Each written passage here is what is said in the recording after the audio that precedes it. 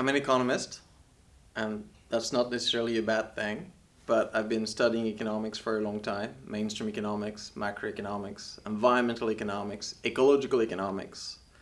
And it is through the study of economics I arrive in, and I would not call it maybe the degrowth movement, rather the study of degrowth. When you're an ecological economist, you're trying to study the interaction between the economy and nature.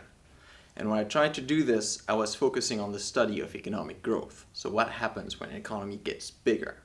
And when you start to understand this and you put it together with the environmental crisis, you realize that economic growth is just incompatible with ecological sustainability.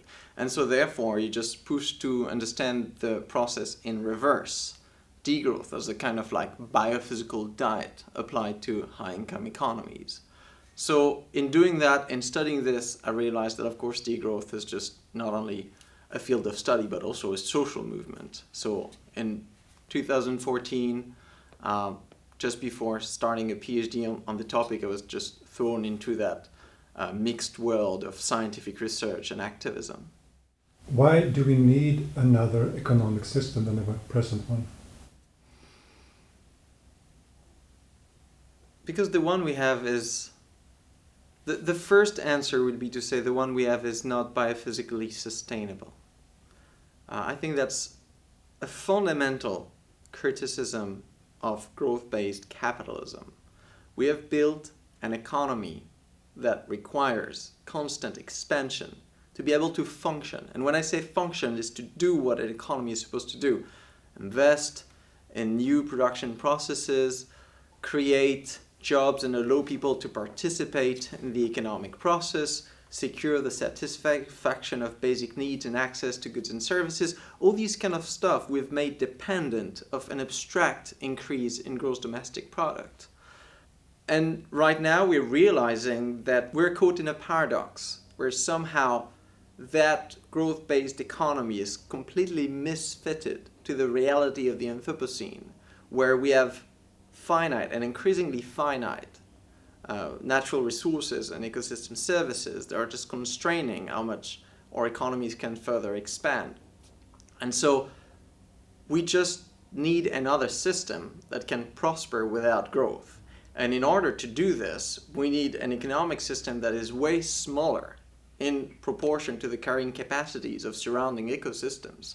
So that's how I articulate the two concepts. We need another economic system, and we need it to be way smaller. So we need that process of degrowth as a biophysical diet applied to rich, high-income, large GDP economies so that they can reach a sustainable, steady state where these economies could prosper without growth.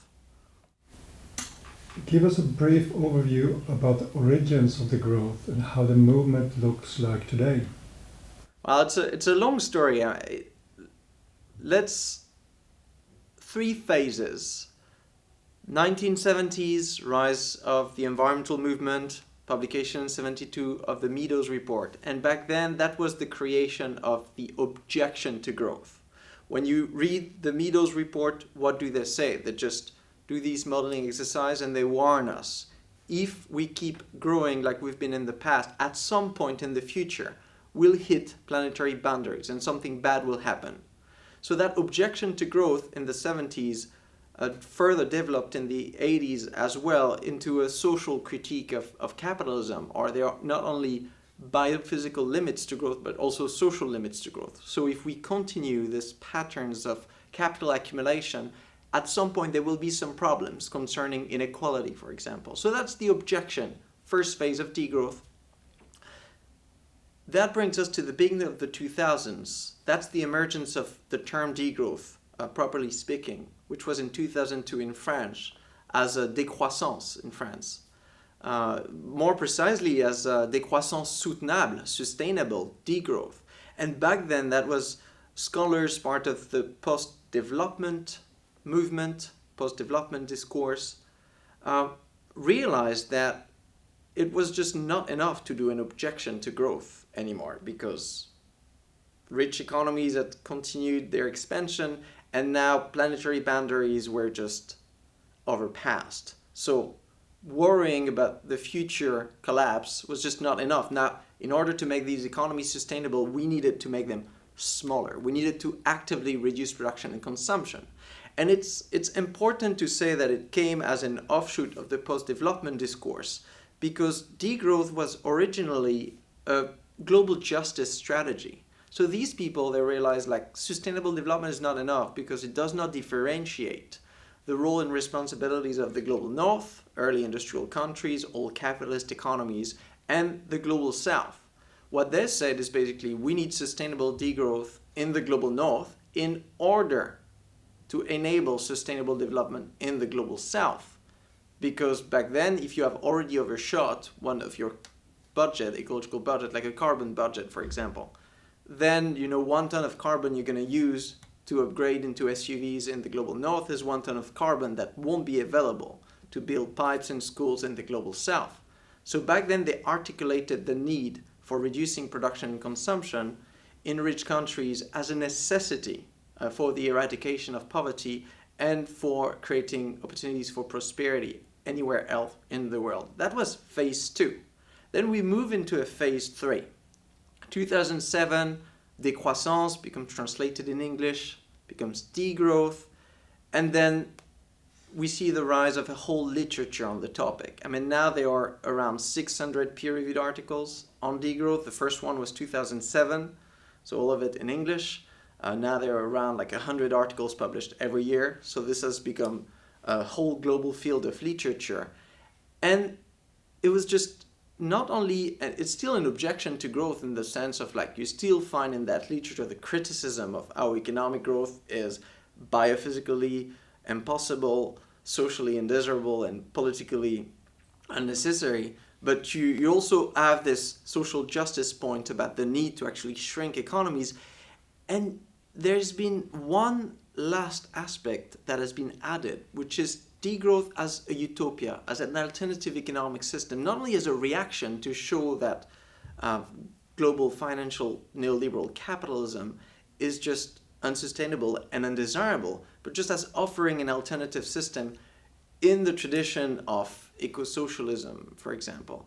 And that's what some people today call post-growth. I like to articulate it like this. Degrowth as a kind of criticism of the system and discussion about a transition, like the shrinking moment, and post-growth as a concept to describe what happened after. What kind of economic system and institutions and practices and discourses will replace the growth-based economy we have today. So that's the 3 phases: objection to growth in the 1970s, birth of degrowth early in the 2000s, and the development of post-growth as a utopia in the 2010s. And today, I mean, these phases have been cumulative. So today when you hear about degrowth, it integrates these 3 layers of meaning: the critique, the discussion about the transition, and the discussion about the utopia. Lots of politicians believe in green growth and that decoupling the economy is possible. You don't agree to this? When I was a kid, I believed in the Loch Ness Monster.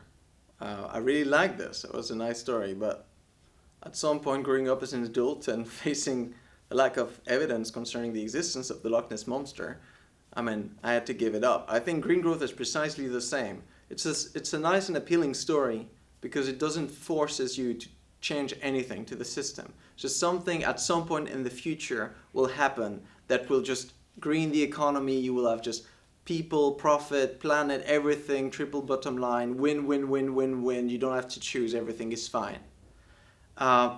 Science, all scientific evidence we have on decoupling, and we're talking about around 900 empirical studies since the emergence of the term in the 1990s, has shown us that this green growth politicians and corporate leaders believe in does not exist. It's a fake news, just like the Loch Ness Monster. It's borderline a conspiracy theory. I like to compare it to flat earth theory. Yes, you can meddle with the data and build a lot of assumptions into prospective models and show that, yeah, maybe at some point in the future someone will invent an hydrogen plane and some kind of technology that will green. But when you look at like the past decades of experience of countries implementing environmental policies, countries really trying to achieve that decoupling, what we see is that for most environmental pressures, impact on biodiversity, material footprint, water use. All of these have just remained tightly coupled with economic activity. So when someone talks about like green growth in general, it's generally very vague and abstract, whereas like the literature is very clear on that. Like what kind of sectors are we talking about? What kind of environmental pressures? Do we include imported emissions? What kind of period is that decoupling for 1 year? Very often, like someone get excited for a country like the US transitioning from coal to gas, and they're like, oh, that's the beginning of an era of green growth. No, it's just that's going to reduce emissions for the couple of years because, of course, gas is less carbon intensive than coal. But once you've done this, you've had all of your decoupling gains. Then if you build more gas factories and if you increase production and use more gas, then your emissions will increase. They will not increase as fast as they would have it if you had kept like coal in your energy mix, but they will still increase. So, and even if, so far it's, people have been disagreeing about the numbers, but the last IPCC report was clear on this. The third part of the AR6 on the mitigation of climate change, there's a part on decoupling, and I've been analyzing what it says. I've been contacting every single authors of the studies that were cited in this report. And their take on the matter is converging towards just decoupling is not going to be enough. It's gravely insufficient. And so therefore we need to do something else. If you take your economy, you have two choices if you want to reduce environmental pressures. Either you can decouple these pressures from economic activity somehow. If you can't, you have to reduce production and consumption. There's no third way. That's a very easy choice. So right now we know roughly that we can green some production, some goods and services, and to some extent, and that it takes some time. So we have a bit of the way. The other bit of the way will have to be covered through sufficiency policies, so through what I've been calling in my work more directly, degrowth, through reduction of production and consumption. And after all, that's the IPCC approach, like avoid, shift, improve. Whatever you can avoid is best. If we can do it with cars and transition to bike and walking and public transportation, then that's fine. All of that, most sustainable form of energy is the one we don't have to use, so perfect. Sufficiency policies. Your economy gets the transport sector gets a bit smaller. Then shift. We do have to keep some cars here and there, ambulance, taxis. So then here we want to shift to the most sustainable forms of car usage. So we share cars better, we use electric cars, perhaps instead of fossil cars. That's the shift part. And then you keep the improve to whatever car we left, this kind of electric ambulance. We want to concentrate to make it the most sustainable there is, the most efficient. But you see the hierarchy of objectives. The problem when we talk about green growth, it has become like a discourse of climate delay. It's very passive. Like, oh, don't worry, the economy is greening itself.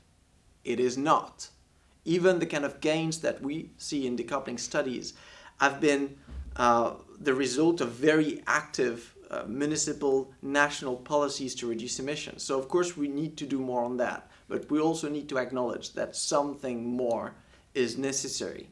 And considering the gap between, the gains we're having and the gains scientists tell us we should be having to limit global warming to 1.5 degrees, for example, that requires nothing less than total systemic change. It seems to me that a lot of people, even in the environment movement, puts a lot of hope in new technologies.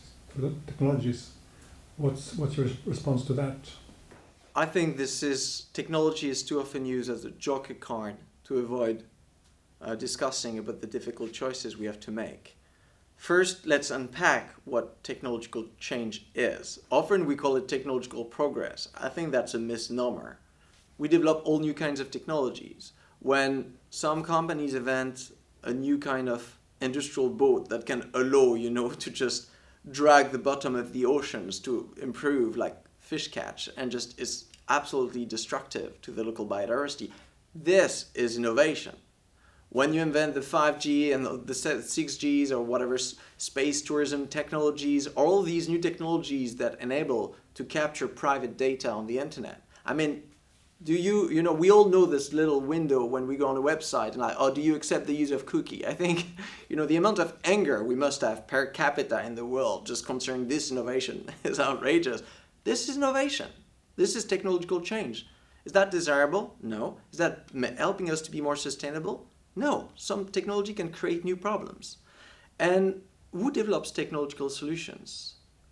Very often, those inventors, designers, they're working for profit companies that are trying to solve their own problems. So if I'm a fishing company, my problem is that I want to cut cost and maximize the catch. I don't much care about biodiversity because biodiversity is free and that's not my problem. So I'm going to invest in kind of technology that allow me to catch more fish. So it's a bit naive to expect that within capitalism, somehow inventors are going to just manage to invent all kind of technologies to solve the problems of environment and minorities that don't have the money to pay for them.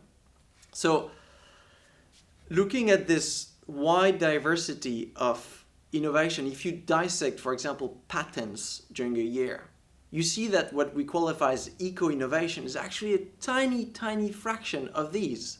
So for every single eco-innovation, you will have just a dirty innovation to compensate. So that shows that what we need is system change. We need to find ways of channeling, redirecting our creative energies so we don't solve the monetary problem of capitalism, how to make more profits, how to increase income, how to maximize GDP, but we focus on social innovations, on ecological innovations, on creating kind of values that maybe do not create money on markets, but just participate to satisfying basic needs. So that would be my first point. Then I want to make a point about exnovation. We talk about innovation, like inventing an electric car, for example. That's the end of the process. But to see real impact in terms of emissions, you need that electric car to replace fossil car. You want that electric car to exnovate and older polluting technologies. If you create electric cars and people buy them on top of the fossil cars they already have, then emissions just increase and the material footprint gets enormous. So that's what we see concerning the so-called energy transition. In most high-income countries, there's not been an energy transition. There has been an energy piling, an energy addition where renewable energies have been just added on top of all fossil energies. So today we seem to deify and romanticize innovation as, the lonely inventor that's going to be like, invented the perfect machine that is going to suck plastic out of the ocean. But we don't look that much after how to use that new technology or this new practice to actually replace, to actually change the system. That's the first thing. And also, we don't value social forms of innovation. So if you invent a new electric car, that's great. You're going to be giving a TED talk and you're going to be celebrated as like a green inventor. But if you've just managed to organize a car sharing system within your neighborhood or a bike bus so that everyone can safely bring the kids to school without using their cars, that's perfect exnovation technologies, social technologies. But no one is going to just find this impressive. So there's also, that tells us a lot about what our system reward. And last point about technology, even though, let's assume every single patent, every single innovation was eco-innovation, you would still need the rate of innovation to be faster than the rate of production, right? So if we look at smartphones, for example, and if you have increasing rates of replacements because of planned obsolescence, advertising, all these kinds of incentives that forces you to throw away your phone after 3 years or 2 years or 1 year instead of 6 years and 7 years, then you would need efficiency gains given by better techniques of production, better recycling, to be bigger than that. But so far this is not the case. Whatever gains we have through eco-innovation, the very small eco-innovation we have, is just cancelled by the enormous growth of production and consumption in volume of these goods and services. So that where I connect back to advocating for degrowth does not mean being anti-technology and anti-innovation. It means whatever we can avoid, through changing social modes of organization, we can do that so that then we can concentrate our innovative forces on shifting and improving, these goods and services that are absolutely necessary to satisfy needs. And then we can do this and make sure that we give a space for this social and ecological innovation that no one is willing to pay for. Can you tell us a bit about the new research project that is starting now in Lund? What's the main goal and what's your role in it? No, I'm kidding. Surprising. The project is called Post-Growth Welfare Systems. Yeah. And so earlier I made the difference between degrowth as this kind of transition, shrinking an economy, and post-growth as this kind of long-term how to make an economy prosper with that growth that would remain in a steady state. And so in that project at Lund University, we're trying to better understand how to guarantee welfare without the necessity of growing GDP. I give you an example. Today, the welfare state and the way we finance public services in certain countries is dependent on certain taxes, value-added tax, for example. A big part of the public budget is revenues from value-added tax. Every time you go and buy something in a shop, a bit of that money goes into the public budget. If you shrink your economy, let's say by half, GDP gets like 50% of what it is, then you're going to have a proportional shrinking of the revenues from value-added tax. And so if we were to do this, we have to rethink the way we finance public services, because of course we still want to be able to invest in building the renewable infrastructure we need, in maintaining quality, universal access to education, maybe even just invest more in order to have some kind of universal basic services and things like this. So there is a real financing the transition and then financing a steady state economy system, and that's what we're trying to understand.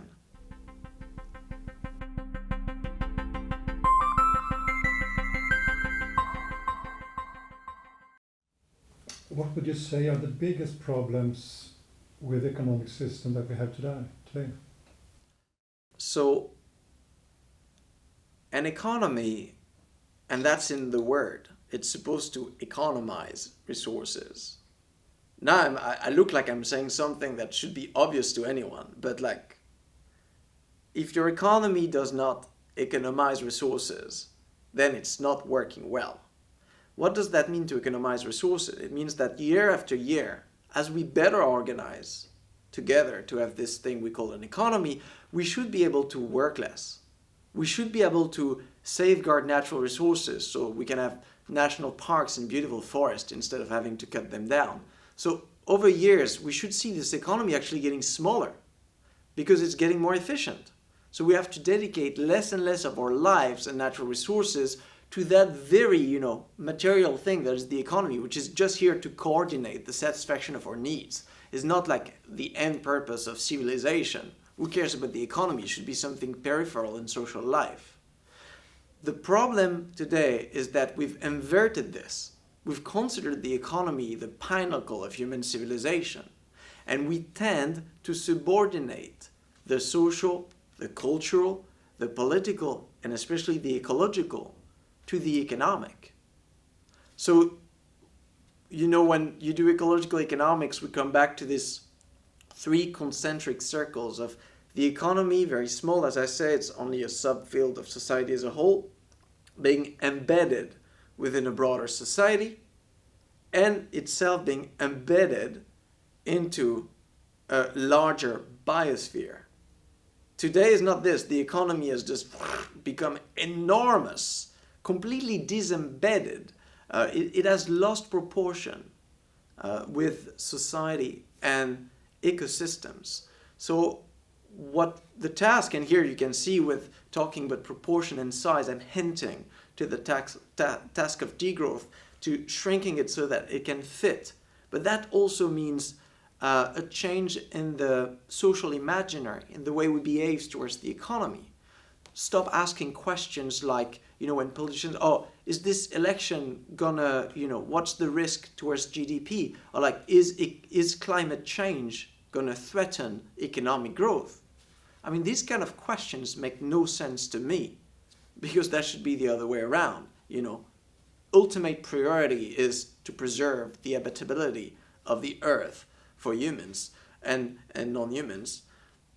And then, second priority is to make sure that we live in societies there where people are happy, with healthy democratic institutions, where people trust each other, where, you can just have a happy life with your family and everyone you love. That's like second priority. And the third priority, of course, is we need to have an economy that produces the goods and services that can allow us to do all of that. But we really need to put upside down this spectrum of hierarchy, and then we can have a diversity of economic systems in different countries, in different regions. That's not a problem, but what is sure is like no economy should ever be disembedded from social setting and from its ecological conditions. And what would you say, what's your vision for sustainable economy? Could you paint us a picture of the society? Yeah. In the alternative economy I envision, we would shift from this pursuit of abstract monetary values to the pursuit of concrete needs satisfaction.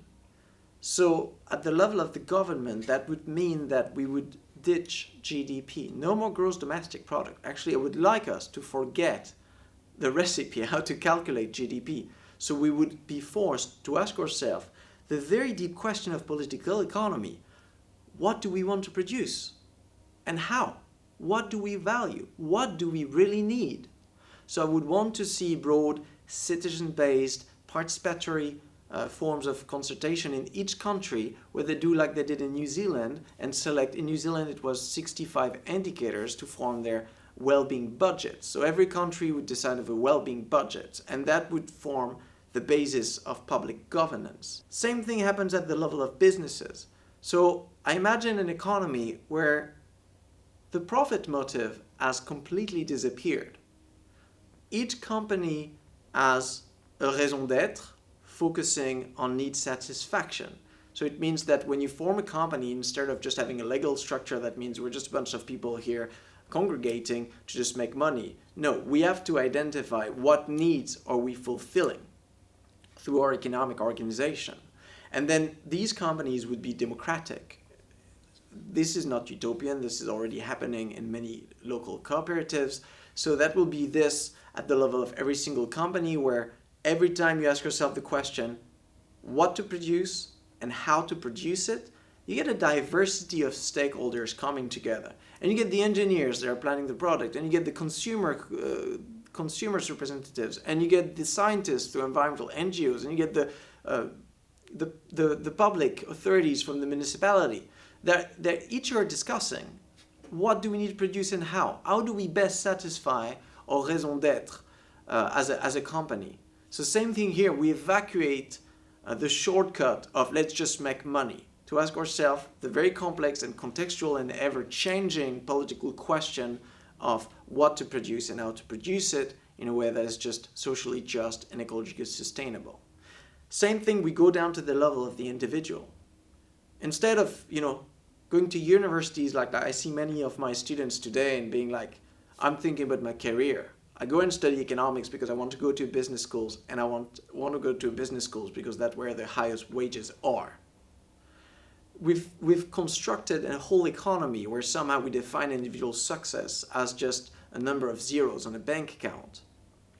And we need to completely change that. So in a sustainable economy, we want to have a lot of things in common. I've been referring, for example, to universal basic services. So right now, in certain economies, you want a lot of money because you want to satisfy your needs and the one of your family. You want to be sure you have access to housing. And housing is extremely expensive. You live in Paris and London, you need to be extremely rich to be able to afford a house. But that's only because of the way we organize housing. If you were to have public social housing with regulated prices like you have in certain cities like Vienna, then we would not need to have this rat race for income, to pay for expensive medicines whose price could be regulated. Actually, if all medicine was produced within not-for-profit cooperatives, then health would be so much more affordable. So here we're thinking like if we keep capitalism away from all the crucial sectors for basic needs, then we can allow ourselves to create a new narrative where income is just something very peripheral to your life. You can just, work for a wage, and wage ratios in cooperatives, varies from just 1 to 5, it's not that much, doesn't really matter. I imagine an economy where every time we manage to create some kind of surplus, instead of just hoarding it individually and saving it, hoping that somehow this will just protect me against some kind of capitalist trying to rob me with selling me something very expensive, then we just take the time to sit down and be like, what kind of wealth are we creating? How do we make that wealth available to people in order to create, an atmosphere where we can afford to take care of things that are just, cooperative projects that don't create financial values. I give you just one final example. Like Wikipedia is one of the most read encyclopedia in the world. As a scholar at university, I take it as an important part of my job to edit and enrich Wikipedia articles. But universities don't encourage you to do that because it's bad for your career. It's not counted as publication. Companies don't encourage you to do that because it cannot be sold. So it's kind of like falling in the cracks. I want to create an economy where every single time a scholar says like, this should be on Wikipedia, you should be able to take the time to be writing this on Wikipedia, even though that's not going to put you in a situation of financial precarity because no one pays you to do so. So it's that sustainable economy, when you think about it, at first it's not really an environmental concern in the sense of the environmental and sustainability we're facing today is just the emergent property of an economic system where people at every single level is trying to mobilize resources to produce more and more, to accumulate money. So as long as we will have this system, which we can describe as capitalism, to go fast, I don't think we will ever be able to just really stabilize economic, not stabilize, let's say, to put back the economy in harmony with nature. And how can people participate in making the decisions of what resources in nature should be used for what? So what they look like today is we have decisions being taken by the government, very often informed by experts working in for-profit research companies, and then the managers and shareholders of companies decide on their own what to produce. So it's not very difficult to do more democratic than that. I'm thinking about institutions like participatory budgeting. So every city has a public budget. So instead of just, deciding of how to use that budget with a few elected officials in a city, why not opening up to anyone that is willing to come and applying more sophisticated protocols of participatory democracy, so we can decide, okay, we have this public budget, what do we do with it? What really is important for our needs, and what maybe can we allow ourselves not to do? Because let's remember, when we're thinking within the perspective of a more sustainable economy, we have to take into account in every single decision we make the finitude of ecological budgets. Carbon budget, water budget, biodiversity budget. So every time we make a decision, if we have a set budget, we have to decide, do we want more of this or more of that? We cannot have both. The more democratic that decision will be, the more likely it is to be socially acceptable. So that's very important. Participatory budgeting at the level of the city. Also for big cities, neighborhood councils. I mean, I'm sure some of you have been in this. Like if you're a student living in a corridor, you're meeting once a month to decide how to clean the kitchen. That's a democratic forum. If you're part of a building, you're meeting with other, inhabitants of this building to discuss, what should be done about the garbage room. That's also a democratic decision. So we need more and more of these little pockets of democracy in the economy where we can make important decisions. Every single business with more than a certain numbers of employees need to rethink its governance so that it can achieve economic democracy. And we need at the level of a sector, the energy sector, for example, to have federal, every company can have certain decisions, but we also need to make sectoral decisions. So we can imagine the most participatory democracy at the level of one company and more representative democracy at the level of the sector, and this aggregates at the level of the region, and of course at the level of the state. I want to see more citizen-based referendums. I want to see more citizen convention. What happened in France with the citizen convention on climate was unprecedented, and I want every country to just learn from its strengths and weaknesses, and every single time we have to make these important decisions. I want a citizen convention. I want us to take the time, and not just a bit of a joke or people voting on an app quickly, but freeing the time. If we have an election, if we have a decision to make, give people time. Give people time off work. Several weeks of paid holiday to think about that, to discuss. Make every single public building open so people can come, congregate, and discuss about that issues. Mobilize all experts and researchers so that they can answer questions from these people. If we're serious about the idea of democracy, we have to create an economic system that is creating these spaces where people don't feel rushed that they cannot attend, and where people don't feel that the only reason to attend is just to protect some immediate interest and protect the wealth they've already accumulated. Are you familiar with participatory economy? Yeah. What's your view of it? So you mean the Michael Albert Yeah, and Robin? So for me, this is one of the most impressive alternative economy framework. I remember as an economics student reading it, I was like, wow, that is a very impressive system. What I take from it, and that's something that has shaped my vision of future economies, is that we can invent whatever economy we want. Anything that has been socially constructed can be socially deconstructed. So very often when you're studying to become an economist, you feel like your task is to forecast the future of the economy. So you build models of today, you extend in the future, and you see what happens. But actually, the task we have to do now is much more complex. Instead of forecasting the future of the economy, we need to invent the economy of the future. So we need to become economic architect. So it's so important because it breaks down these very old division, black and white, between capitalism and communism. If you're against the system we have, you're a communist.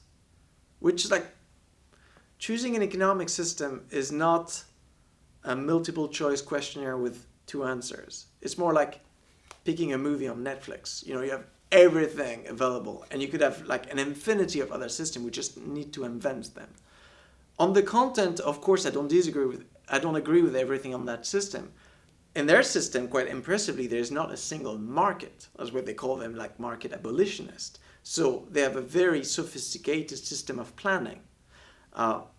So I think it makes us think about the role of market in society. And that's what we should be doing, not try to just look at a blueprint and apply everywhere in the world, because that's not going to work. We need to do away from this kind of Star Trek mentality of one day we'll go to another planet or another country and we'll discover a fully fledged perfect economy. Very often people, they invite me and they ask like, Tim, is there a country in the world that has a perfect sustainable economy? Or very often in France they ask me about Sweden. So you went to Sweden because, as Sweden has a perfect economy, how do we transform the French economy? Like, no country has a perfect economy.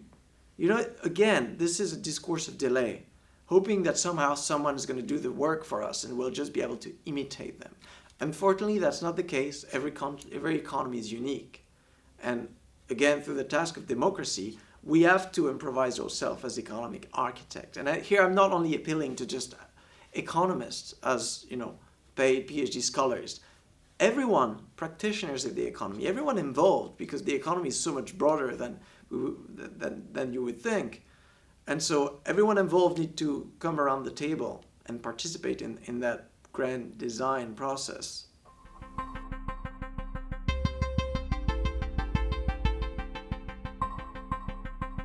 So what are the most important first steps that we need to take to start changing society in the direction you want? As an ecological economist, I work a lot on quotas. So in a few countries in the world, we've been trying to price carbon through carbon taxes. And this has been fairly effective in reducing some emissions in some cases. At best, reduced them a bit. At worst, just was not as effective as we thought it would be. But the problem is that when you put a price on carbon through a tax, there's nothing guaranteeing that you will not overshoot your budget.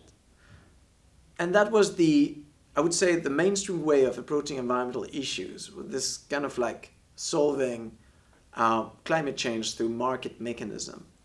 And right now, I think we realize that another contending approach that might be more effective is to cap emissions, for example, and then to allocate them in different ways through sharing and trading.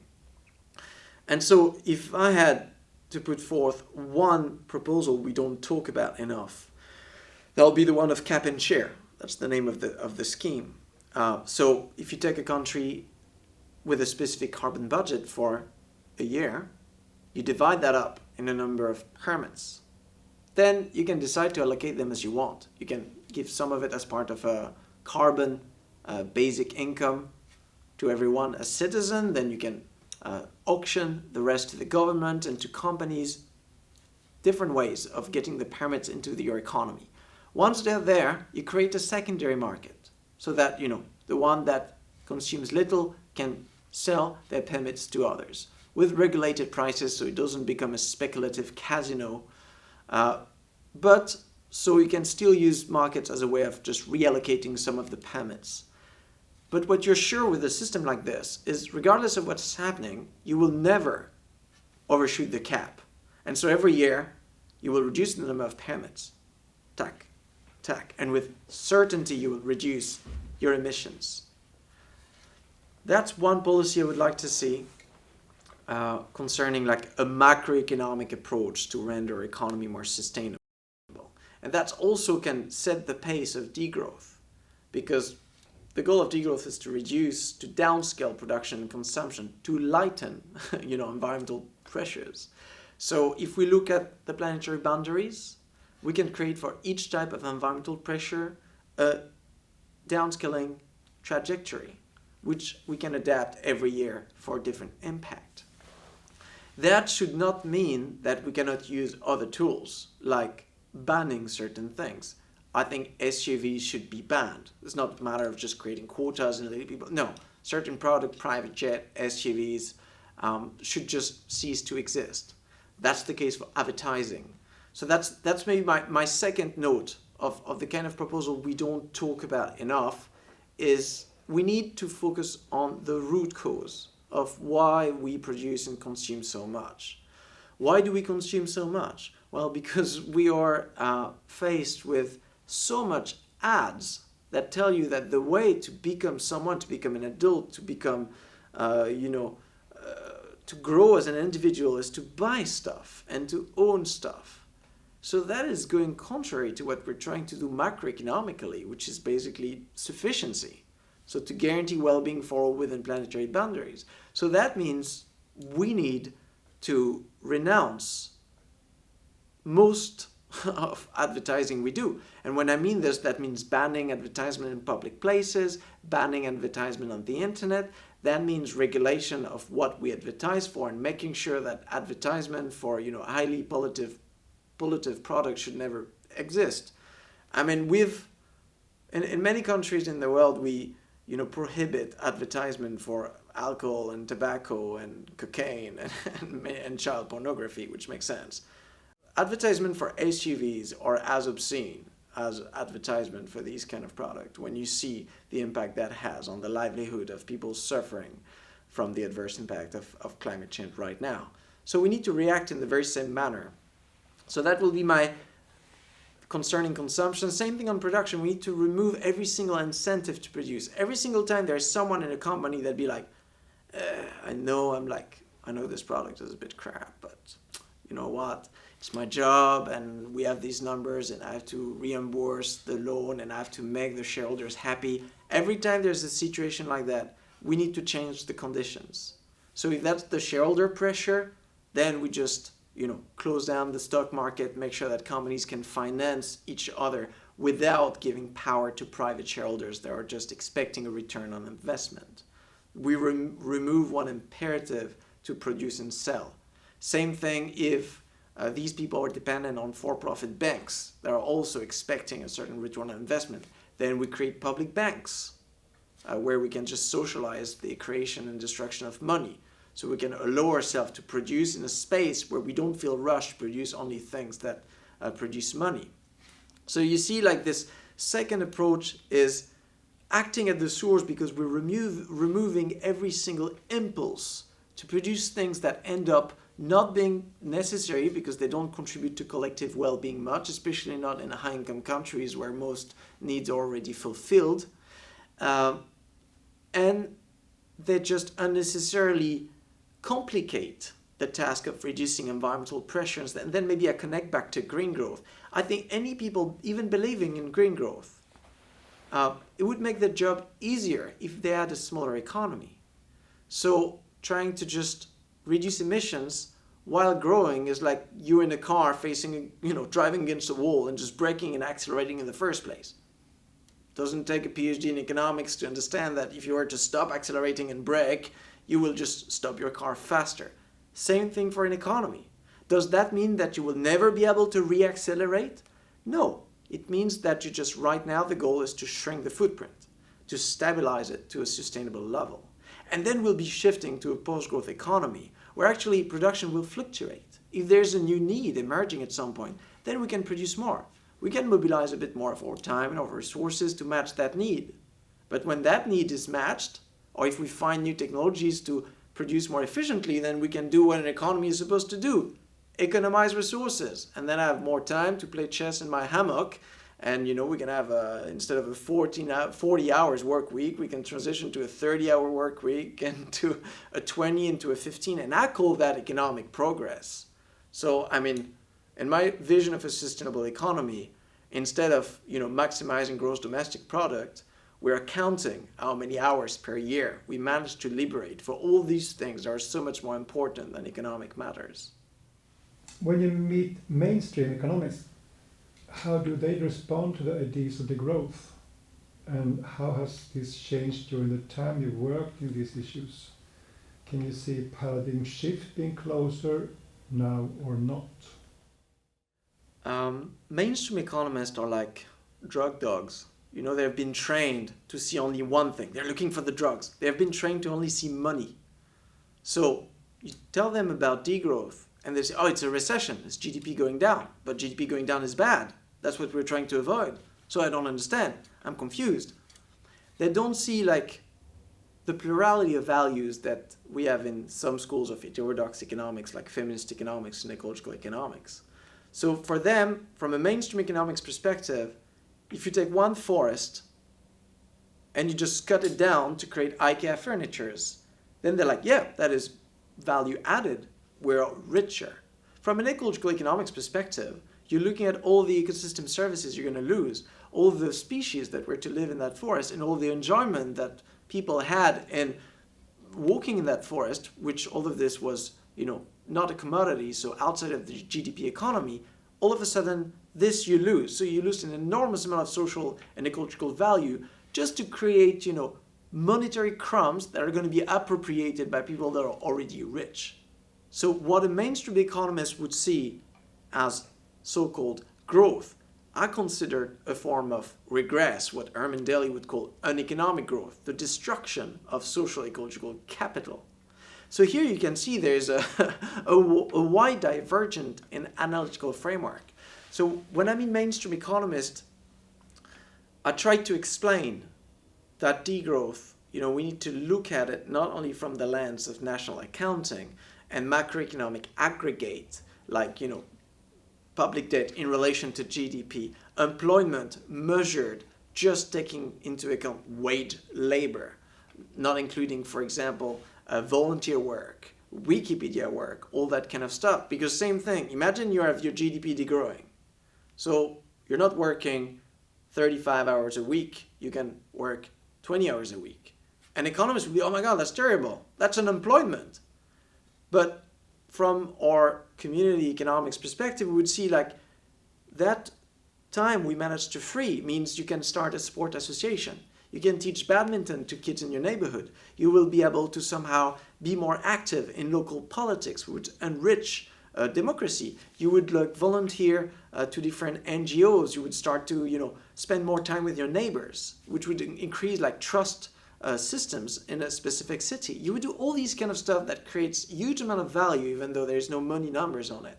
So when I look at this, I don't see like, oh, just all of a sudden the economy stops. No, the economy shifts.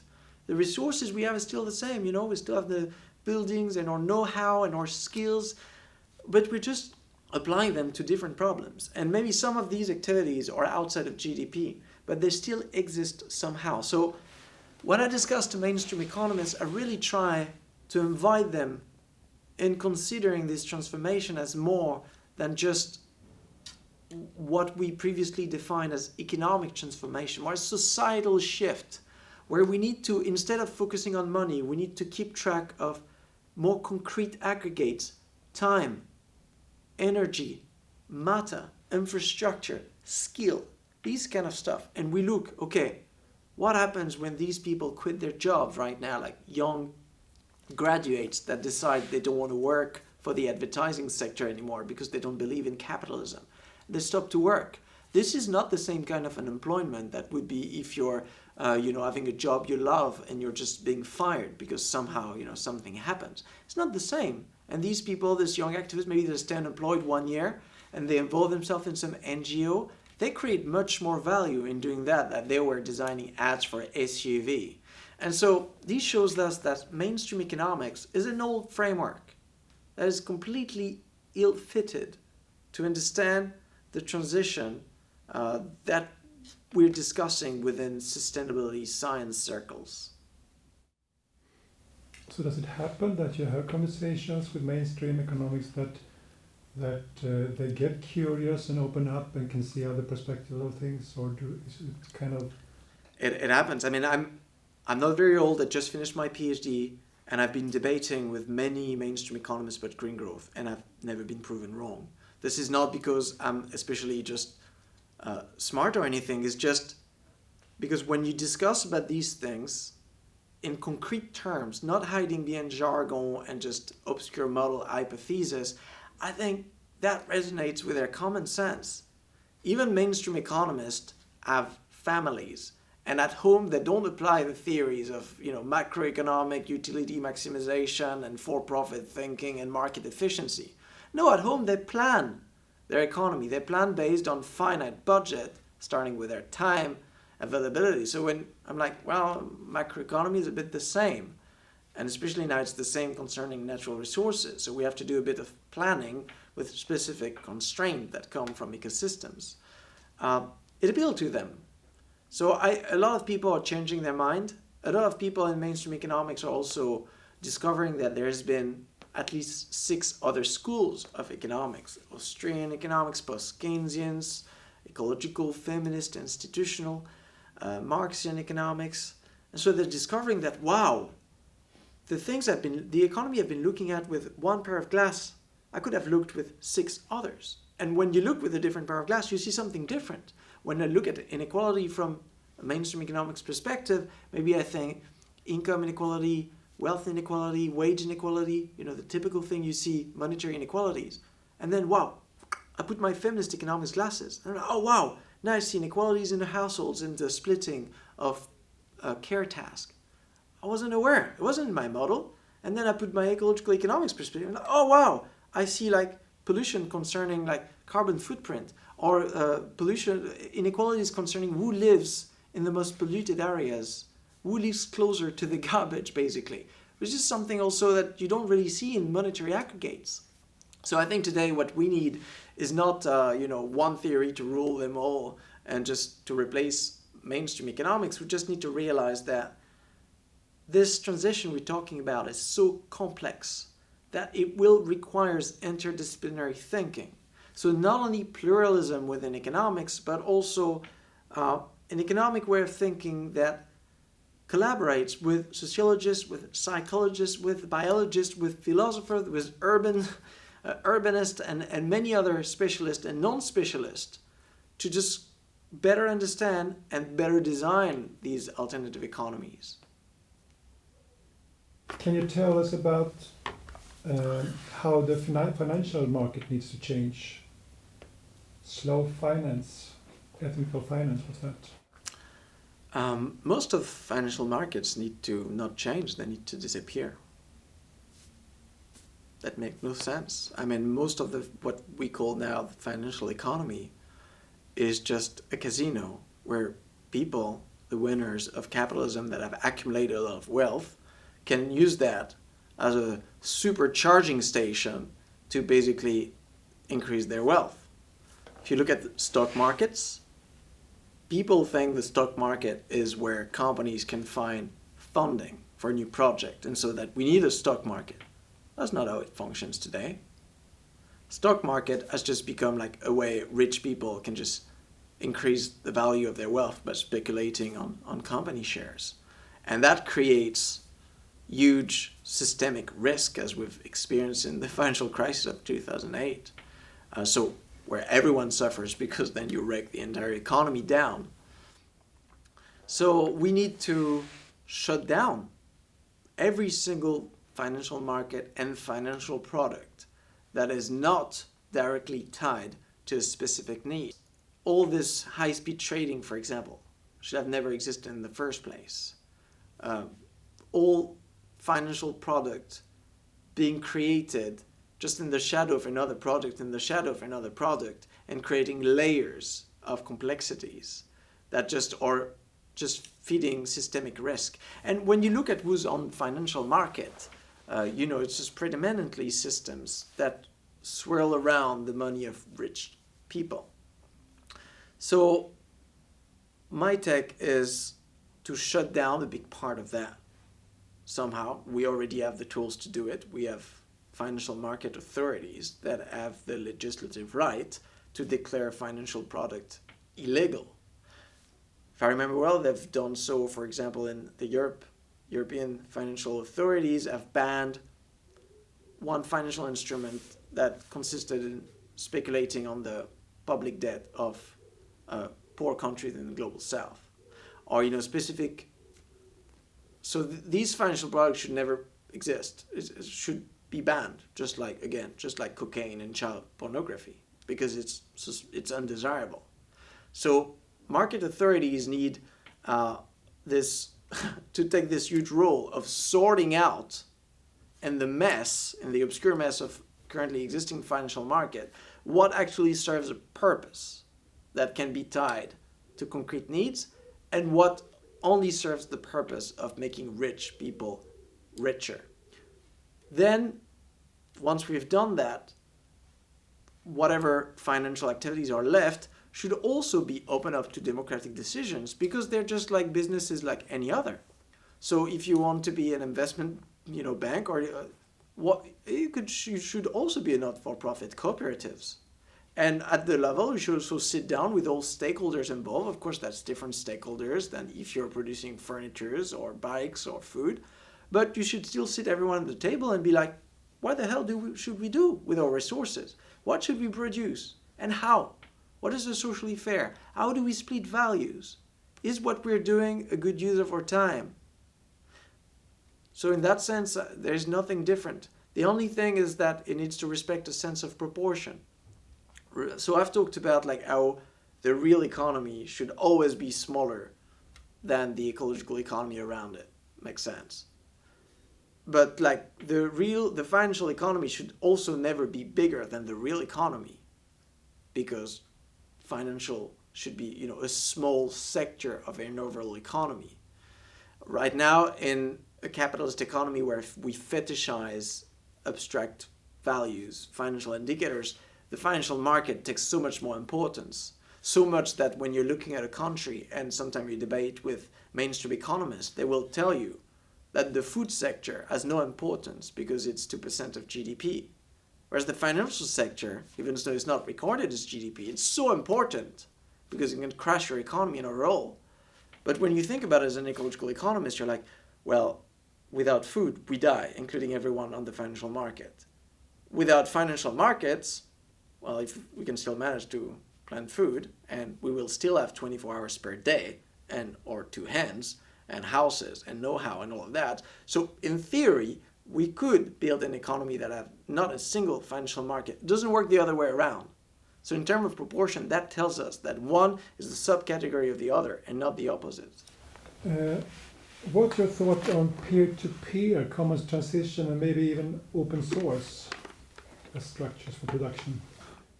So any economy is structured around 5 fundamental acts: extraction, production, allocation, consumption, elimination, right? We take some stuff in nature, we make something out of it, we transfer that thing we produce to good and a service, we render it accessible to someone else that can use it, and then when we're done, pew. Here, the process of allocation, we often think, oh, we sell stuff on market. But actually there are at least 4 different modes of allocation. If we've produced something and give it to you, that's the gift. There's reciprocity. I can give something to you, but knowing that you will give something back to me. There is distribution, like the state can take part of what you produce and reallocate it to someone else. And then there's market exchange. You can sell the thing you've produced to someone else who's going to buy it with money. So today in a capitalist economy, everything has been commoditized, so turned into a market commodity. So we feel exchange is the only way to organize the allocation of goods and services. And what we're learning through commons systems is that actually you have many very different ways of organizing economic activity outside of the traditional realm of market exchange. So for me, like these practices that are today a minority, they're happening in the cracks of capitalism, they represent the seeds of a radically different economy. What we need today is to give them space and resource and to water them so that they can become the main way of organizing an economy.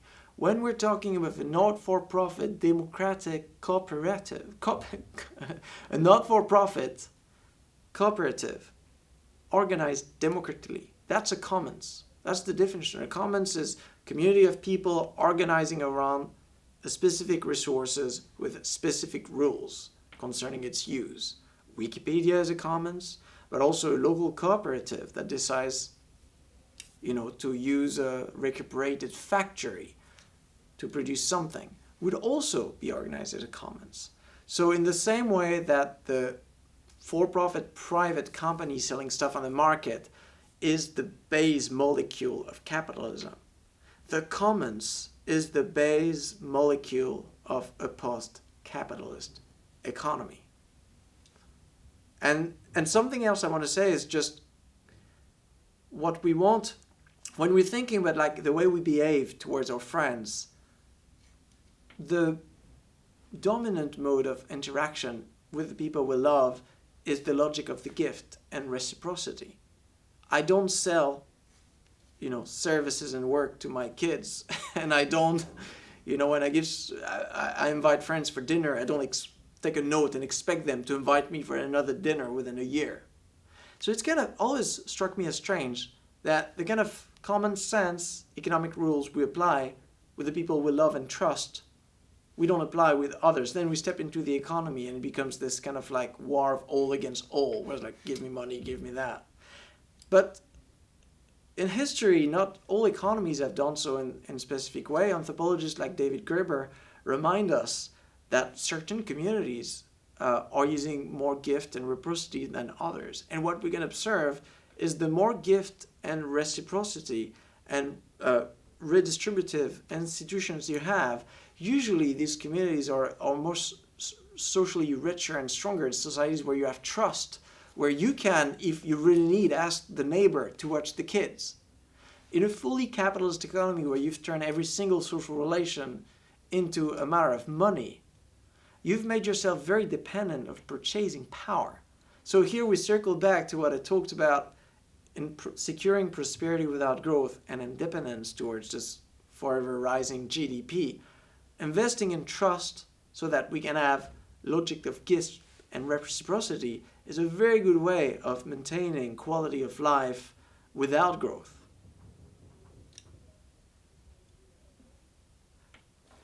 Thank you. Well, it was a pleasure.